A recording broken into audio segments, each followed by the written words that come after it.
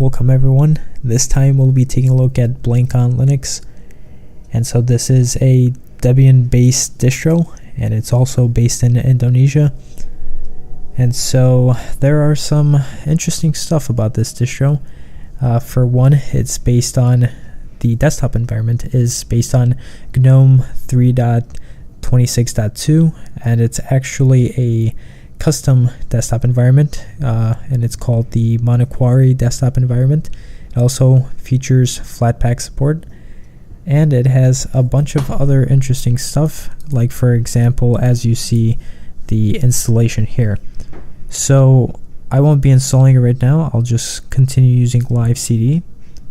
Just boot up into the environment itself, and also this ISO file is 1.75 gigabytes in case you were interested. And so here we are at the desktop itself. Now here's the menu, and one thing I will try to see really quick is maybe if we can find the tools here so that I can change the resolution. So I'm actually going to do that really quick. Unfortunately, I was only offered 3 options to change my resolution, and none of those options were wide aspect ratio. They were all 4:3, so I had to kind of make it fit the screen, so hopefully it doesn't look too bad. So alright, back to the environment. As you can see, we have a dock here at the bottom, and we have the panel at the top. So let's take a look at the dock real quick. So if I were to do control right click, okay, so this is not the plank panel, or the plank dock, my bad. The plank dock, you can usually access the settings by holding control and right clicking on it. So this might be a custom dock, which looks very interesting. So we have Audacious for a music player. We have a calculator, standard calculator, file manager, Firefox for a web browser, GIMP for image editing, as well as Inkscape, LibreOffice, Pigeon Messenger, screenshot, settings, and terminal. So we pretty much have here at the bottom what you would mainly need, your file manager, your terminal, your browser, and some forms of media player / image manipulation, as well as settings. So I think that's pretty good, And up here at the panel, we have the time, which if you click on it, it shows the date. And then here we have for the connection, and as well as the, let's see what this is. Alright, so I'm not too sure what this is actually. And right here, this is unfortunately kind of glitched out. Perhaps it's because of, oh, there we go. So we have something kind of reminiscent to the Raven panel for Budgie. So here at the top we have bookmarks, which you can access some quick links pertaining to the distro, which you can find here on Twitter, Facebook, and I believe their official website. And so music player here, if you have Audacious, for example, playing, you can take a look at that. Whether you would have to manually add in your location for that to work. And then here we have the primary system settings. So for background, let's take a look at what backgrounds this distro has to offer. So we have apparently only 2 wallpapers. Oh, never mind. Okay, so we have a couple of wallpapers here. You guys can just check them out really quick, see if they're to your taste. We have a lot of nature wallpapers, some abstract wallpapers, and wallpapers featuring the logo. And so what I'm probably going to go with is one of these ones. Just going to choose it so that we can kind of show that we're featuring BlankOn Linux. So this version, by the way, is called Uluwatu, I think. I'm not sure how you pronounce that. So one thing that definitely is interesting is that right here, when I try to access this kind of Raven panel type, control center, it doesn't work half the time, which is kind of weird. And as you can see, the options here offered, such as user, date/time, and all these other ones, display as well. You can find all of these settings, which also I don't really have many options for the resolution, which is very weird. Although one thing that's great is that it offers the nightlight feature, which I should definitely make a video about that sometime. But all these settings that are offered here in the panel, which again for some reason doesn't want to appear every time, you can find all of these settings here.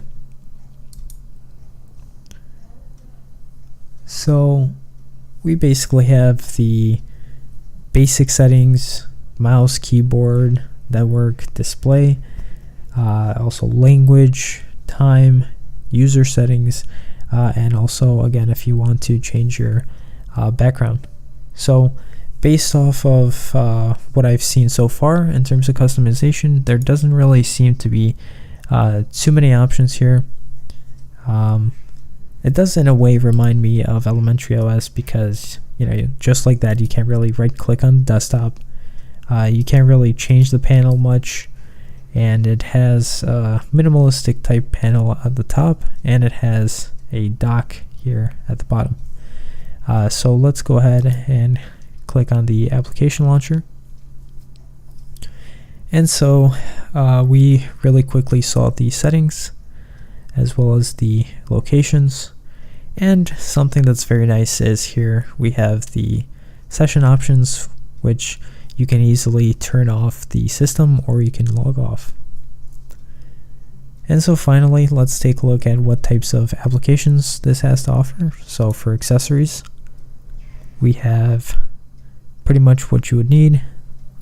There's a archive manager, calculator, partitioning disks, file manager, changing fonts and whatnot, screenshot for whenever you want to use print screen, and also, well, for the normal text editor, we have Gedit or Gedit. I'm not too sure how you pronounce it, and we have Vim, which is very interesting. For education, we have some, in my opinion, unnecessary programs here. Recipes, let's take a look at what this is. So while this may be interesting to some, I don't really think that it is broad enough so that it should be listed here or installed on the system. I find it unnecessary. For games, we have Pac-Man, which is pretty nice, and just like in the education, there's this educational game. In my opinion, these two categories are kind of unnecessary. If someone wants games, I think Steam would be a lot more relevant. And also for education, there could be plenty of other more useful programs that can be installed. Like, for example, even a dictionary or something like that. So for graphics, we have, as you saw earlier, GIMP and Inkscape and LibreOffice Draw, and a typical image viewer. For internet, we have only one web browser, which is Firefox, and then we have some other types like Messenger and email client. For Office, we have the LibreOffice package here. Got all the types. So let's open up LibreOffice Writer, see how fast it opens up.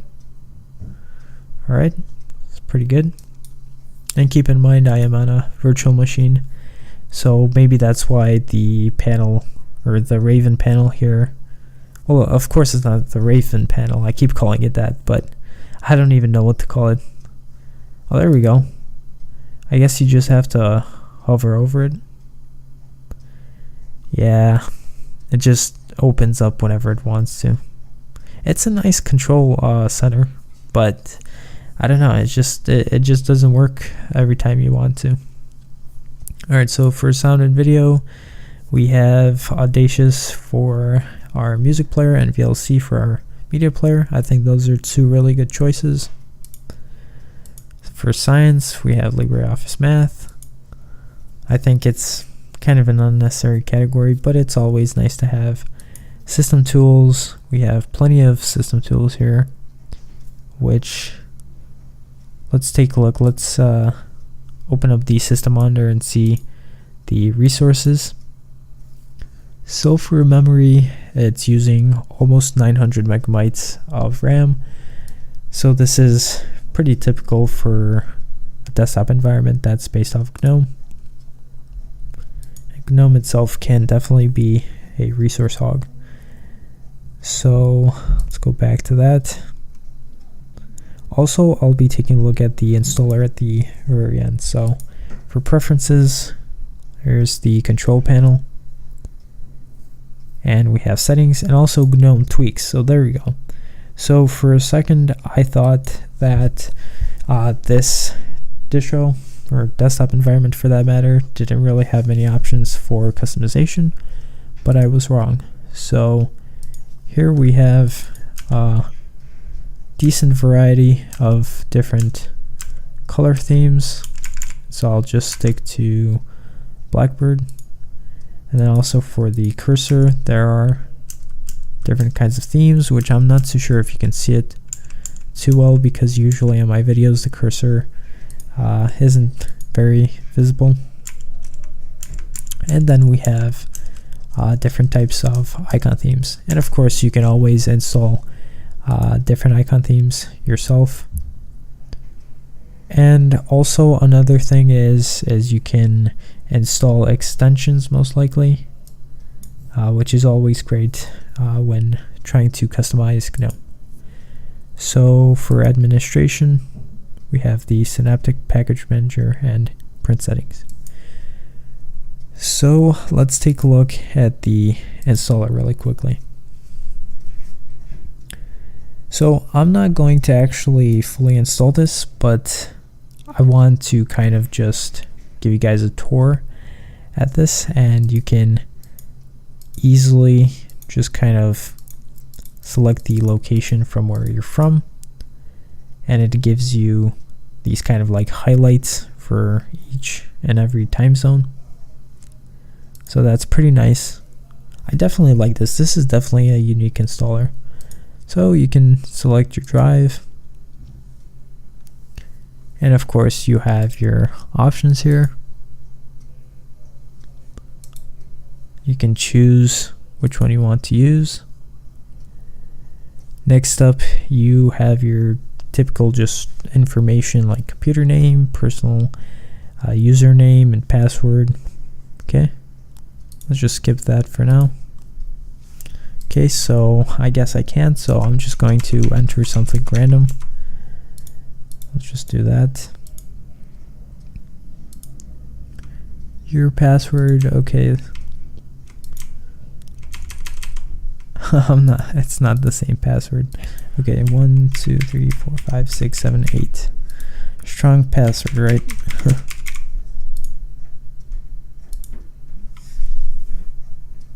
A capital and a numeric. I actually really hate that. Okay. I don't understand why. Okay, this kind of stupid. All right, so you kind of get the gist of this. I'm not going to actually install it. But it's so much of a hassle when they force you to use a specific type of password, you know? I get it. It's good to be secure and whatnot, but when you're just trying to test the system, it really sucks when you have to use a super long password or a super specific password, you know. I just I'm not a fan of that. Anyway, I wasn't able to get through most of the steps for the installer, but I was able to go through half of the installer. I think that's good enough. So, you know, it just gives you guys an idea of what to expect.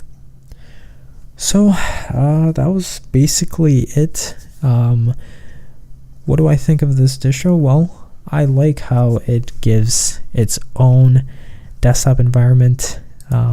It is, without a doubt, reminiscent of GNOME, but it's very nice. I really like how this application launcher here categorizes everything. I really like that. Also, it has its separate kind of category for locations to open up the file manager, and at the very end you can log out or shut down the system. Basically everything you would need or require. And right here you have although it doesn't always work how you might want it, maybe it's because I am on a virtual machine, but you do have a nice control panel here, which I do very much appreciate. And even if you don't want to use it, you can always just access the settings here from the dock, and on top of that it has GNOME tweaks already installed, so you don't have to worry about that. I did not see a software like store, but you can always, of course, use the terminal and oh, there it is, never mind. So you have the GNOME Software Center here. But yeah, you do also have Flatpak support, which is always great. You know, it's always an option if you like that. And yeah, so I think that this is definitely worth taking a look at, you know, especially to try out a new desktop environment. But apart from that, would I personally install myself? Probably not. But I do think that it was nice taking a look at something new. So yeah, that was pretty much it. Thanks for watching, and I'll see you in the next video.